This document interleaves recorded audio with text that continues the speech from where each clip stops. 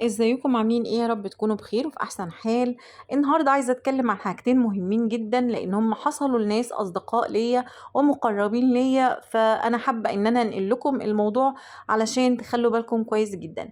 كان عندنا صديقه بتحب تنزل دايما صورها وسفرها ورحلاتها وكل حاجه بتعملها هي واولادها على السوشيال ميديا.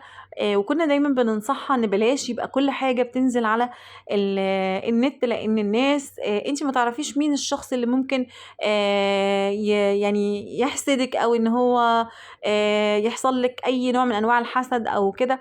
ولكنها كانت دايما بتنكر موضوع الحسد، وكانت بتقول ان ما فيش حاجة اسمها حسد، وان الحسد دوت احنا اللي اخترعناها، وان ما فيش حاجة اسمها حسد يا جماعة، انتوا بس اللي بتكبروا المواضيع والكلام دوت.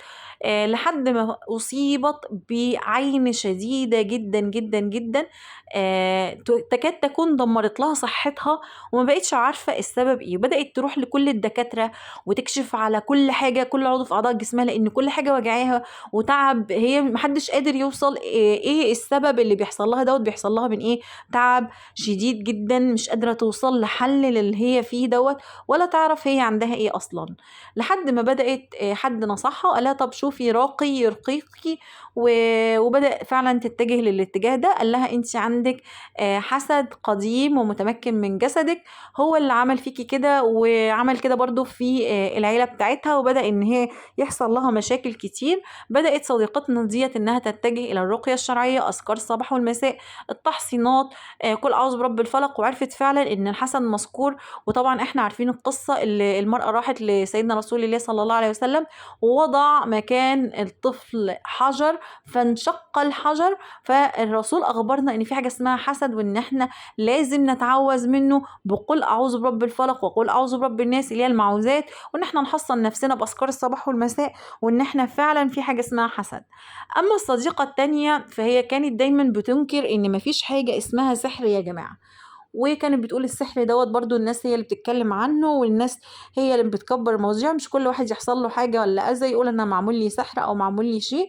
ومع الوقت أصيبت هي كمان بالسحر، وما بقتش عارفة تعمل ايه، وبدأت انها تدخل في اللي هو انها ترقي نفسها وتشوف الشيوخ وتمشي بقى في هذا الاتجاه. وعرفت ان فعلا في حاجة اسمها سحر، وان السحر دوت بيؤذي وبيصيب الجسد جدا، وان احنا لازم نكون محصنين نفسنا، ان احنا لازم نكون عارفين ان حصل السحر دوت، لان الرسول صلى الله عليه وسلم اصيب بالسحر. واكيد طبعا الرسول بيبقى محصن نفسه دايما على طول، ولكن ربنا حب يعرفنا ان في حوالينا شياطين انس وجن، وان في سحر، وان احنا لازم نخلي بالنا. فاوعى تنكر حاجة حصلت لسيدنا محمد صلى الله عليه وسلم وهو حذرنا منها. سيدنا محمد حذرنا من الحسد، وحذرنا من السحر لما اصيب بالسحر، وعرفنا ازاي بينفك السحر. طبعا ان انت لازم تحصن نفسك، لازم تقرأ آية الكرسي، لازم تشغل الرقية الشرعية، سورة البقرة بتقولها كل يوم،